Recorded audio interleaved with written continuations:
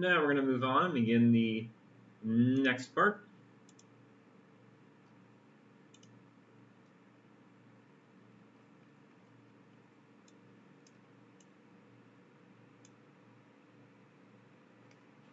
Welcome to the Gulf of Aqaba, next to the Red Sea, lying down next to the Sinai Peninsula in Saudi Arabia, moving upwards to two other countries, the Hashemite Kingdom of Jordan and I believe it's the State of Israel. It's not the Republic. I'm pretty sure it's the State of Israel.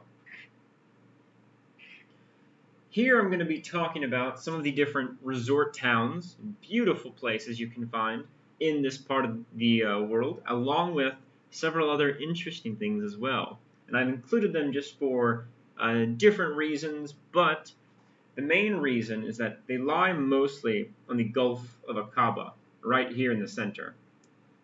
And as you're going to see, all of these things are being put right next to each other, all these different towns. And they're all going to be near each other in the future, which means more of the stories and everything you hear about them, it's part of an interconnected, localized community of unique places. And first we will start with Jordan here.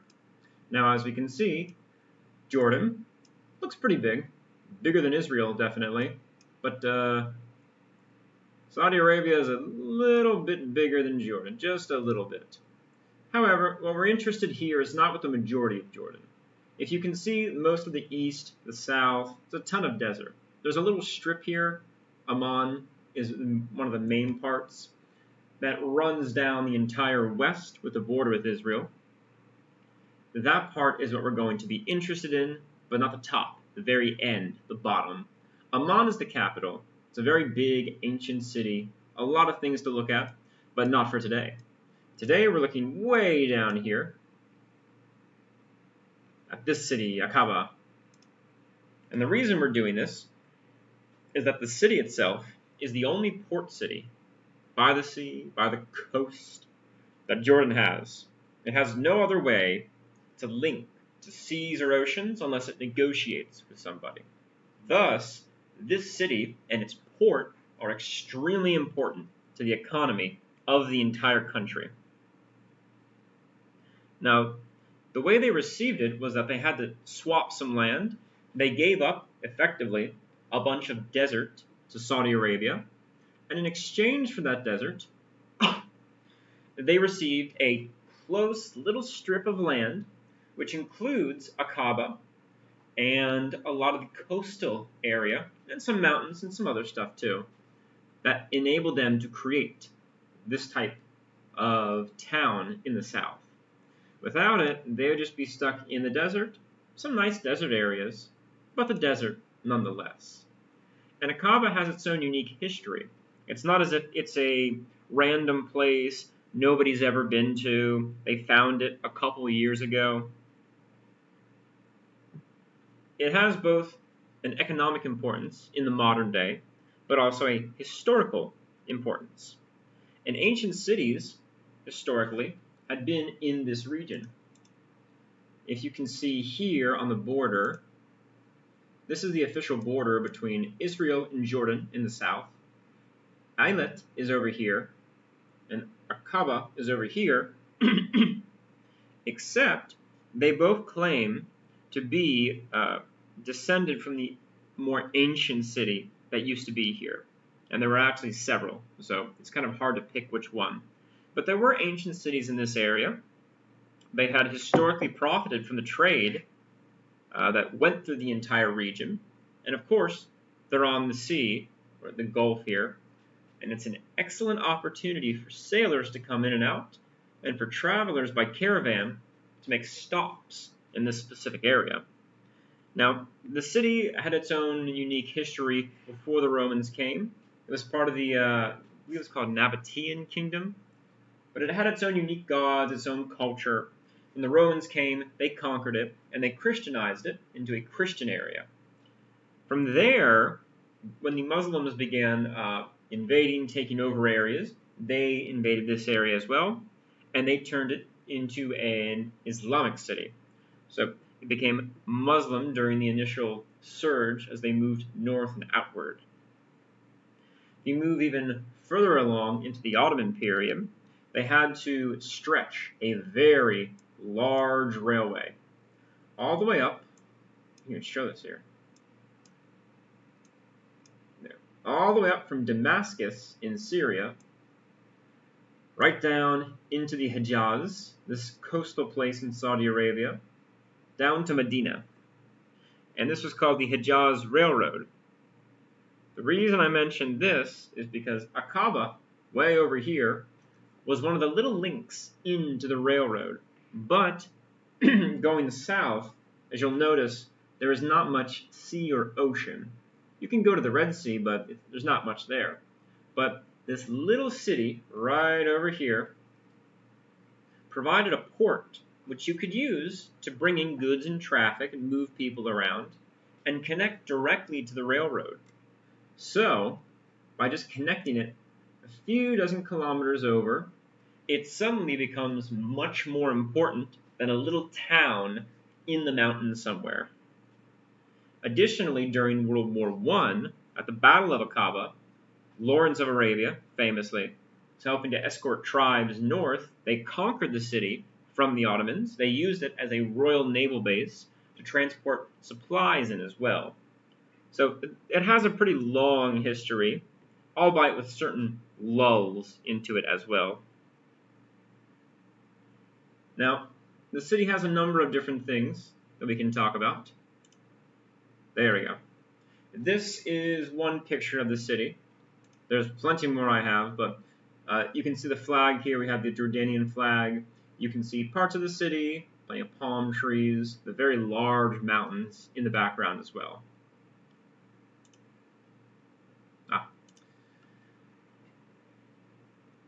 We go down here. So it has the country's main port. That's obvious. You can see it in the south, little cut region down here. But it also has a flourishing tourism sector, which I'm going to get into. You'll see plenty of this. And they're planning out large industrial zones as well to allow more processing of petroleum in the area. You can have more plants to construct things. You can bring in more engineers. A large number of different facilities can be created in the area, which further gives jobs to people for more citizens to come to the south, settle in here, and then expand the city as well. If you're going to have plenty of tourists coming, you also need a large number of employees to take care of them, and they have to live in the city too. But it's good to diversify the economy like this. Through all the diversification, the city can have a lot of different things going on, which will create a very diverse economy in this region, and it'll attract a lot of people in the future. If it can continue to grow, and it does have the space, not really south or this direction, but it can always go north like this. There's not much up here. It could become a very large city in Jordan. You could see 500,000 people in the future when more things are constructed and plans are fully realized. But I said it was a tourist site, but not just a tourist site. No.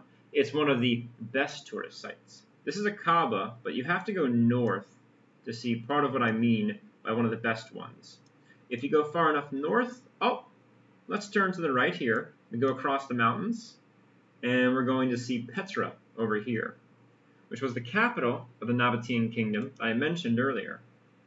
It's a very famous ruins, and everyone loves visiting this. They look amazing just to see them, and they're all carved out of the stone from the mountains all along this region. You're really not going to get much more than this as a desert tourist experience. It's one place I'm going to hope to go to in the future. I would like to see this. I'd like to explore the area. The photography chances are amazing. You can see an ancient culture and how they had built things in the desert, far away from where you would normally want to live.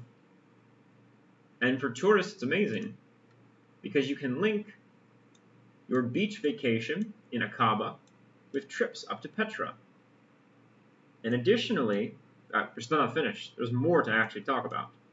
Way down here is the Wadi Rum, which is a valley in the south, largely a desert valley where a lot of the Bedouin live, where it's a very famous tourist place. A lot of people go out, they will wander the desert during the day, see the amazing sights. You can see it's very rocky, it's all mountainous. So there's a lot of unique things you can see. Here we have a canyon, you can walk through the canyons.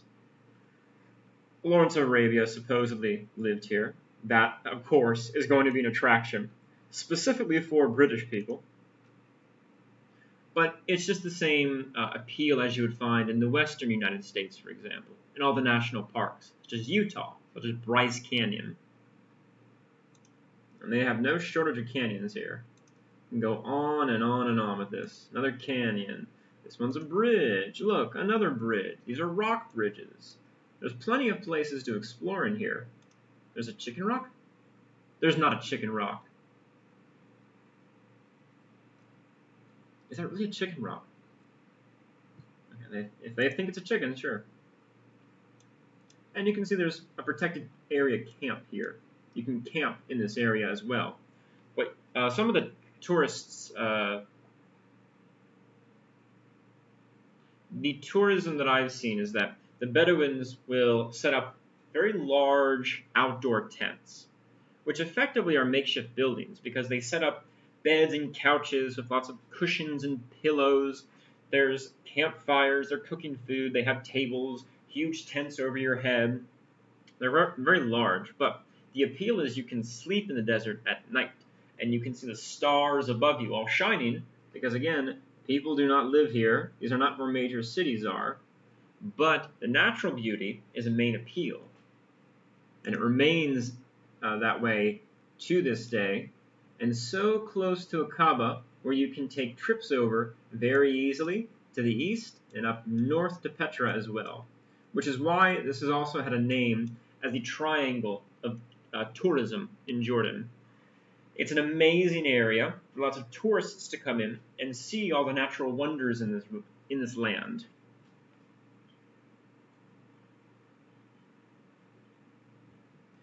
Now, getting back to the actual city, it's famous because right down over here, there's a large number of hotels, luxury resorts, high-rise apartments, shopping centers, marinas, restaurants, more. I could say more, really. But a number of specific projects are going to develop the city in a way which will be very appealing for anybody who wants to be a tourist.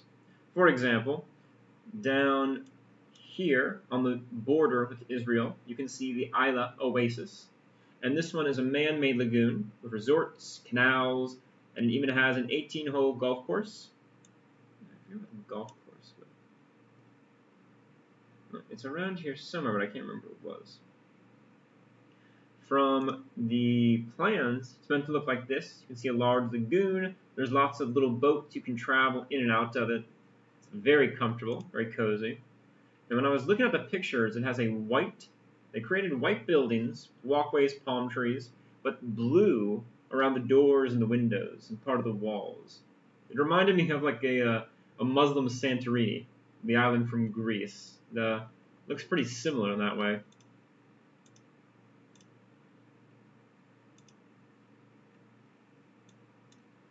And you can already see from here, you have apartments, you have bangs, restaurants, there's hero burgers and wings. Part of this really is touristy. But the entire area is going to be beautiful if you want to stay there. It's a lagoon by the desert and the sea. You have a lot of variety for what you want to do. Now over here to the east a little bit, down in this section, is the Marsa Zayed. Now this is a project which is still being developed. It's going to combine business facilities, tourist resorts, a marina, and shopping outlets, which again will continue benefiting the local economy, but they want to diversify it as much as possible. So they want plenty of development to take place. This is one of the concepts they have. We can see a small little bay here. Plenty of ships are docked. There's plenty of large buildings around it. They're intending to build the very large high-rises, up to, including skyscrapers, which do block out the view from the actual city quite a bit. But it will most likely continue to expand into the future.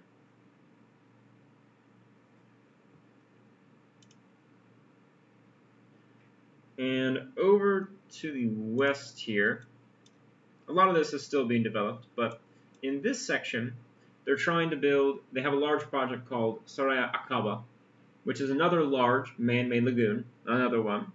And they're going to have resorts and villas, lots of hotels. You can see this lagoon is being constructed here, although I don't know where the next one will be. So it would seem that they're still building things, they're still working on some things.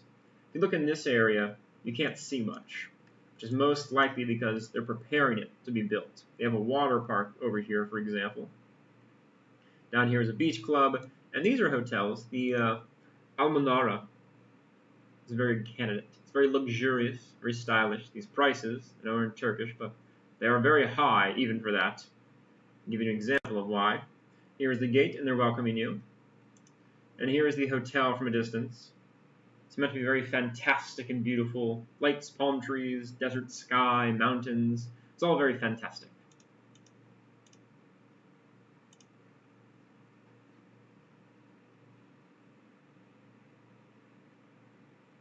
In the center of the city, down here, next to some of the parks,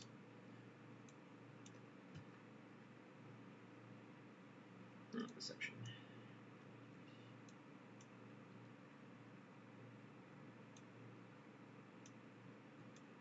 Here's where you can find the ancient Islamic city of Eilat. It's right in the center portion here. It's where the ancient city used to stand, and you can see the ruins from thousands of years ago. At the same time, and this was hilarious when I zoomed in, they have the Arab Revolt flagpole. So they are very proud of the fact they are a country and they threw off the Ottomans, which is why there is a flagpole in an area specifically just for this. A bit further to the south here, you can find, where is it? There we go. This is the port of Aqaba. And in fact, this had to be completely moved because they needed to develop the center of the city, which meant they had to put this way into the south. It was a multi-billion-dollar project. It was a lot of planning. It took a lot of work to make this.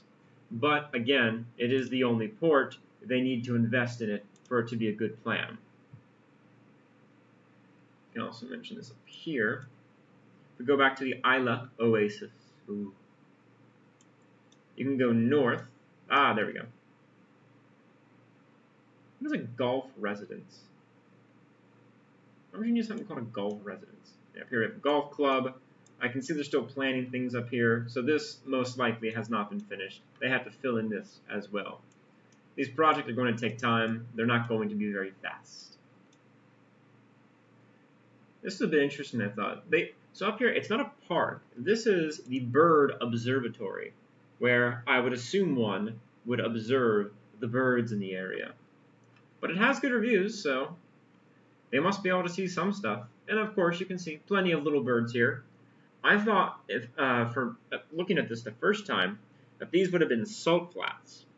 But I guess they're areas for the birds to come to, or maybe they are, but they're just, as I said over here, wetland habitats.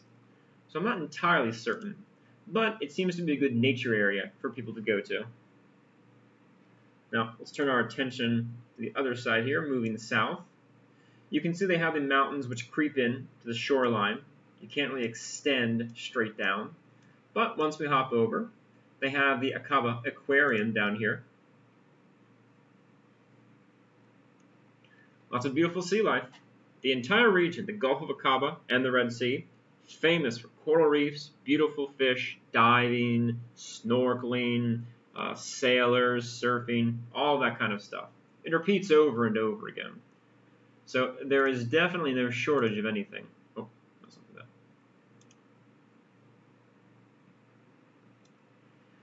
that. And in addition, you see, oh my, get rid of all that. No. Oh my God, okay. We still have more beaches. There's an underwater military dive site. There's some fun wreckages that you can see occasionally too. And plenty of reefs. This is a snorkeling site. You can see a reef up here. There's another reef down here. They're great places to explore if you like that.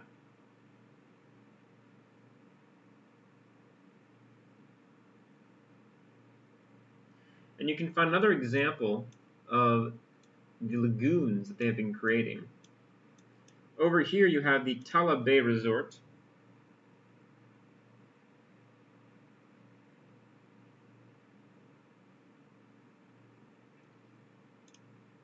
Oh, it's doing that. And once again, it's a large lagoon. To the water filled in straight to the hotel. But it creates a very interesting type of landscape that you can see. The water comes straight in. You can swim in it. You can go straight into the water with a boat. You can relax by the pool, by the beach side. It's a very exclusive property that people would like on a tourist vacation. It looks very luxurious, very relaxing. And that's largely the appeal of the entire city. We'll also go up here, just so you can actually see the actual city. All of this is the tourist aspects of it. But you don't see the city over here, which is very structurally planned out. See little squares, very carefully made. Something, highlight something. And we can see there's a hospital, lots of different malls, a little park, lots of neighborhoods. This is where the actual city would be. But if it will be like this in 20 or 30 years, who can say? Dubai used to look very different, but again, Dubai began as a major construction project, not as a small city to turn into a large city. So a lot of this might be gotten rid of in the next few years. Now, I do want to mention one other thing, which was a shame. In this region somewhere, they were going to build something called the Sea Astrarium. The reason I say it's a shame,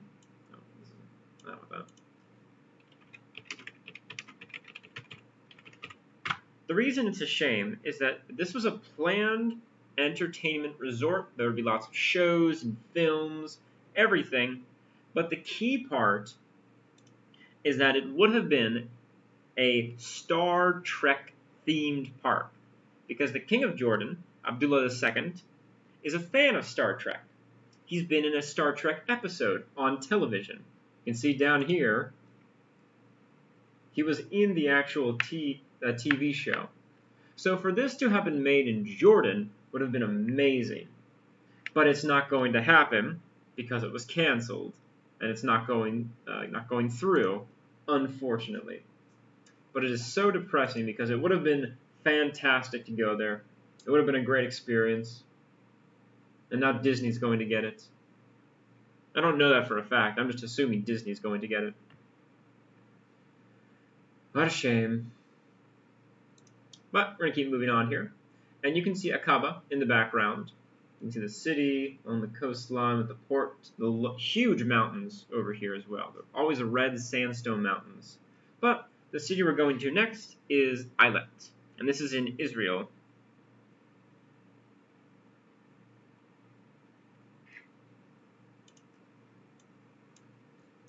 So moving across to the Israeli side of the Gulf of Aqaba, this is the city of Eilat. It's a resort city with a large port. It's bustling with tourists, just as many tourist attractions as was over in Aqaba. And the main reason is that this is the desert for Jordan, but it's also the desert for Israel. Israel has a giant desert in the south called the Negev Desert. A lot of people don't want to live there. It's just too difficult. Living in a desert is very tricky to do.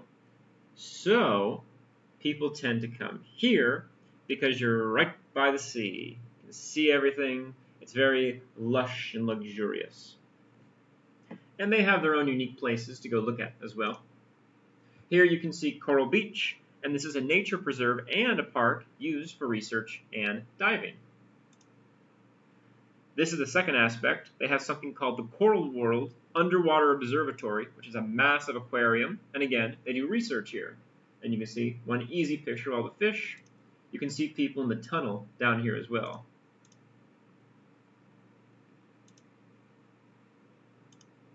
That's a bit for later. But these are further down south. They're not, it's not in the main part of the city. And part of the reason for this is that you are trying to preserve it, which means you can only build up so much around it before it's kind of part of the city. So you had to separate it a little bit like this. But for tourists, this is great beachfront property. It's blue, crystal clear waters. You have coral reefs. You have marine life.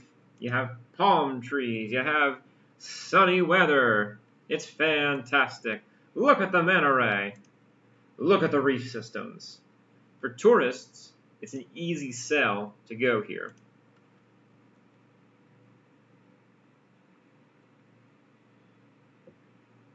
I should also mention up here, I don't know, here it is. There's a place called Dolphin Reef Beach. The key part being that dolphins come up to this area. They have a sea pen they can keep some in as well. And you're allowed to interact with the dolphins in this section. Let's see. There are cute dolphins here.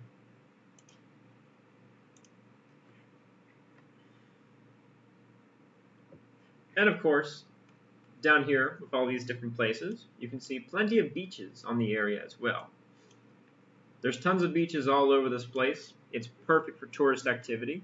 Everybody who wants to go to the beach, ironically very hot because of the desert climate, but if we compare Jordan, Israel, Saudi Arabia, Egypt, and the people who live in the interior, this is an oasis compared to the interior of the deserts. Now over here closer to the Jordanian border, we have two large lagoons. I didn't get too much information about them. The names they have are New Marina, New Lagoon, and Laguna. But I assume they're just man-made lagoons for the same purpose. You can build up a lot of the area with lots of shops, hotels, more resorts, more fancy restaurants, more fancy stuff to buy, and you can build it up as a large tourist area. But one of the more interesting things they have here, which is hilarious, you go up here, you can see up on this section, they have something called Ice Mall, which is what you got a peek at here. And this is an enormous indoor mall with an ice rink. It's hilarious because you can skate on ice in the desert, which shouldn't be impossible, but it is possible with modern technology.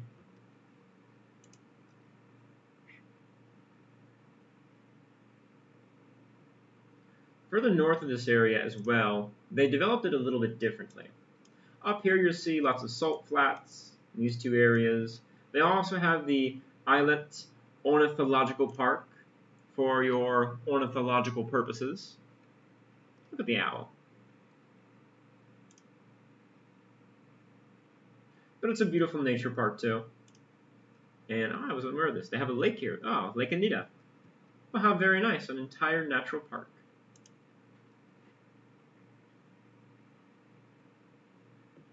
Across the road to the west here is a botanical garden.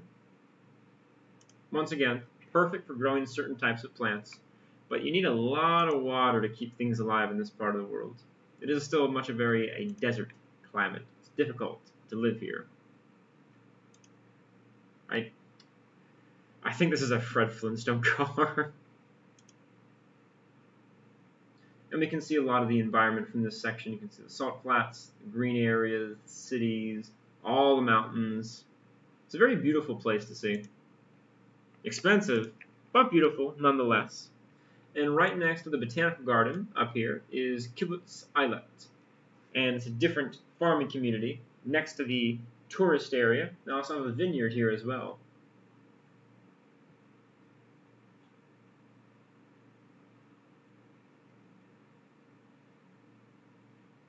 But this doesn't offer the desert experience. Not like Jordan with the Wadi Rum and Petra.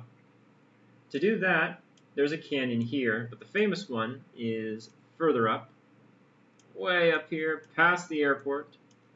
You have to go to the Timna Park. And the Timna Park is famous. It's a very large desert valley. It has sandstone mountains, it has copper mine tunnels, and it has remains of ancient cultures as well. And you can see the natural beauty in this section.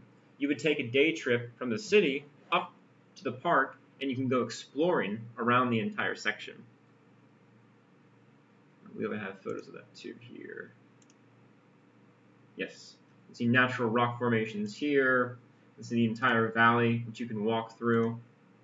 Oh, that's too much. And it contrasts with a more oasis-like atmosphere at the south very nicely. I don't believe people, you could probably camp here, but I wouldn't live in this area. Again, very harsh desert climate. But I like seeing this section right here. So in the valley, there is also what they said here is a hidden lake. You can also see the lake from this section too.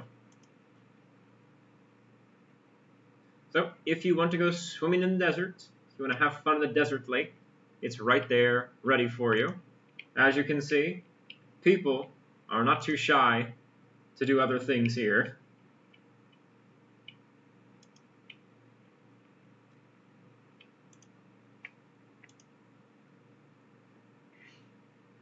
And that's all for Eilat. And we'll leave it behind. You can say goodbye to the tip, the Gulf of Aqaba. But there's more than just that. We've just seen two cities. If you go down the entire Egyptian coastline, it forms something called the Red Sea Riviera, which is an elongated section of mountains, coastal spots, beaches, nature preserves, coral reefs, surfing locations, everything that you need. It's a perfect area to create such a tourist, a string of tourist resorts. This is Taba, across from the Israeli border, and it has some resorts as well, but it's not as famous as the other ones. You have to move further down the east coastline of the Sinai Peninsula to see much more. If you go further south here, and south, more beaches, more resorts, more villages, more nature preserves, hotels, more towns over here. You have to just keep going down and further down and further down. You finally hit the hub. And this place is just famous because there's lots of divers in this area for the different coral reefs off the coastline along here. It's an excellent place to go diving, and you can see some different places. Here, you have more hotels, you have beaches. However, this is not even close to the famous part. The most famous one in Egypt, which I've always heard of as well. You have to go to the very bottom of the Sinai Peninsula, over here to the Straits of Tiran, and this is Sharm el Sheikh.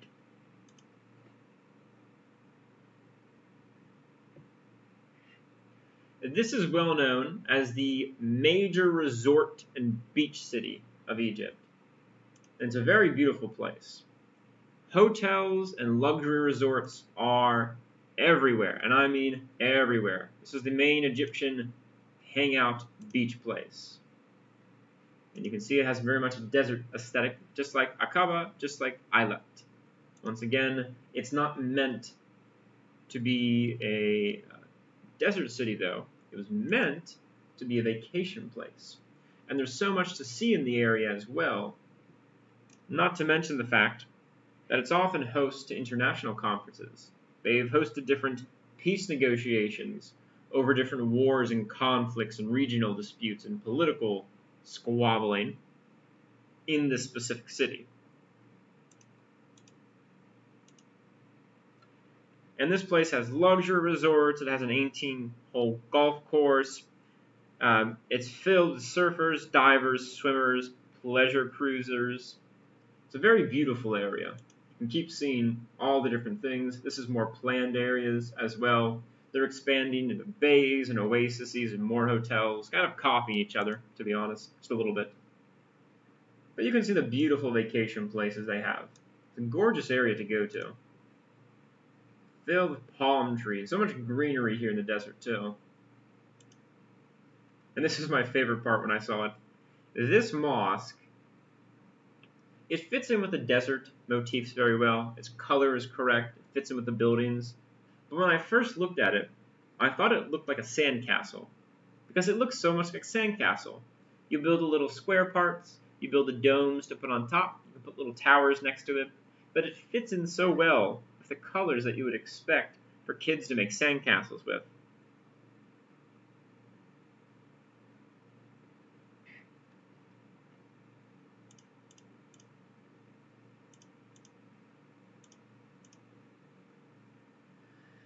Now, moving over here a little bit, if you come to the north, you're going to see the Nak Nature Reserve. Oh, there. It's also called the Nak Protected Area, and this has lots of different coral reefs and mangroves, and it's mainly designed to protect it against any of the threats, because certain people could develop the area, destroy the local ecosystems, and it's not what the government wants, and they're trying to protect this area ecologically. In order to do that, you can't touch it as much as you can the other places. And if you look down here, compared to Aqaba and Eilat, this isn't even close. The size of this city is very large. Every time. No, hide something.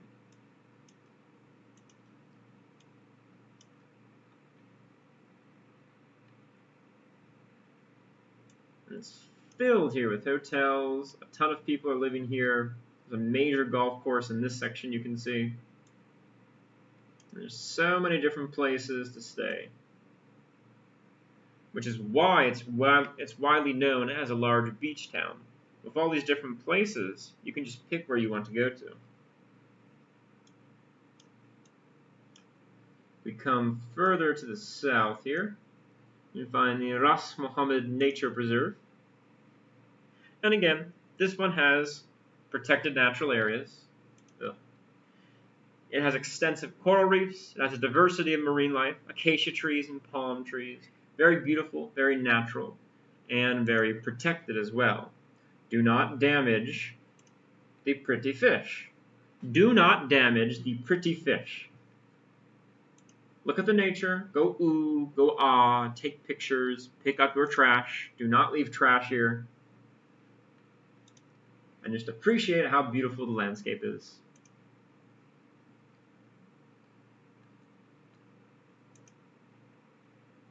Very famous of snorkelers. There's so many fish to see.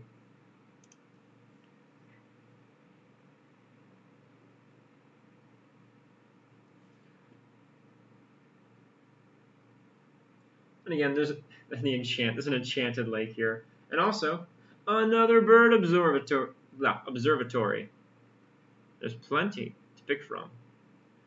A lot of the marine life also interact with the birds because the birds are trying to eat all the marine life. But it all integrates very nicely for a wholesome, complete tourist experience. Now across from this, on the Straits of Tiran, if you go to the east, we're hitting Saudi Arabia here. And they don't have the same vacation tourist places that the other places have. Maybe you've heard that Saudi Arabia is it's a little bit strict. I can't imagine many beach parties in Saudi Arabia. I really don't see this. The only real difference is that you're going to see this area in the news, maybe 10 years from now, but hopefully in the news fairly recently. See, this is at the mouth of the Aqaba, across the Straits of Tiran, and further south you can see the Red Sea. And it's at a very crucial junction. It's a very good point to control things. And this is where Saudi Arabia wants to build its futuristic city of tomorrow, fancy lights and everything, the city called NEOM. And this is where it wants it to go. Now they're going to build it utilizing smart city technologies, and they want it to be a tourist destination as well. So they're combining again the different aspects of being by the natural areas, You can see the mountains, you can see the animals, the plants that can live there, going camel rides. You can stay by the beaches, the restaurants, the hotels, the shopping malls, all of this stuff. And it's meant to look very futuristic. It does, well, it's supposed to be very futuristic. The name NEOM is a combination of Greek, which is neo, so new in Greek, and the M on the end is for mustaqbal. I'll give you a minute to think about that. 1, 2, 3. Okay. Mustaqbal means future in Arabic, and thus, if you put them together, the meaning of NEOM is meant to be new future. Its price tag is a paltry sum of $500 billion. It's supposed to extend 460 kilometers across the Red Sea and the Gulf of Aqaba, and it will creep into the desert interior as well, as you can see here. It's meant to utilize the entire coastline here and here. It's going to be extending into the strait, across the mountains in the desert, and a wide area. It's very futuristic, obviously, and thus what they're doing is they want to run the entire city on renewable energy. One way they've done this is they have a contract already with a company to create a hydrogen plant in the city. So they'll be generating fossil fuel-free fuel. Say it 5 times fast. Fossil-free fuel. Oh my. Fossil-free fuel. Wait. Fossil fuel-free fuel. Fossil fuel. I can't even do it. Fossil. Wait. Fossil fuel free fuel. Fossil fuel free fuel. Ah.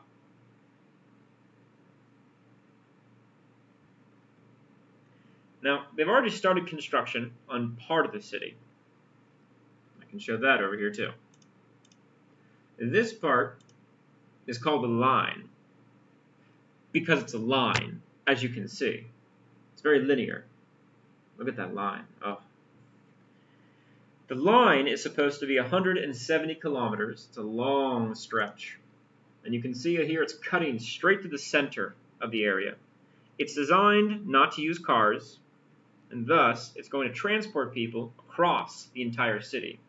I believe they send the news that most places you live in the city, you should be within a 5-minute walking distance of everything you need. All the shops you want to go to, different parks, entertainment areas, mosques, your family's homes, transportation, everything should be 5 minutes away. And it should be 20 minutes at the most to any place you want to go to, or I believe what they said was 20 minutes across the entire city, which would mean an extremely fast train ride.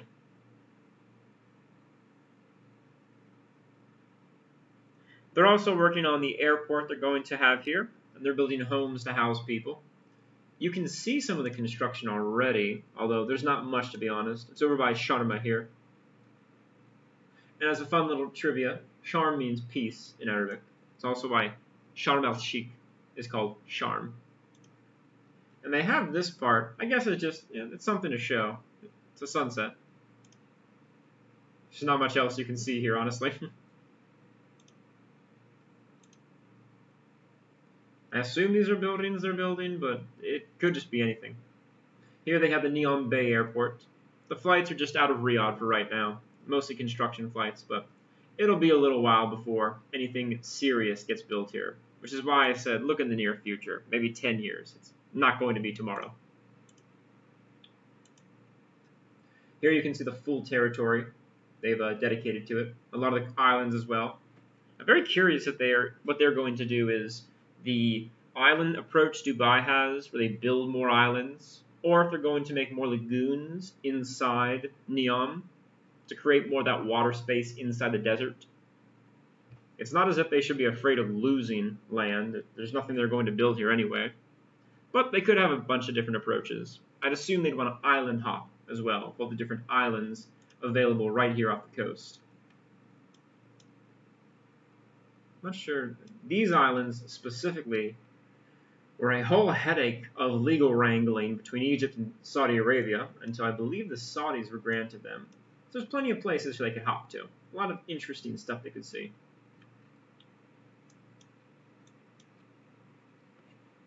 Now, the other part, which is not talked about as much, there are people living here. There are tribal people who do live in the area, and there are concerns that they're being evicted, sometimes violently, off of the area.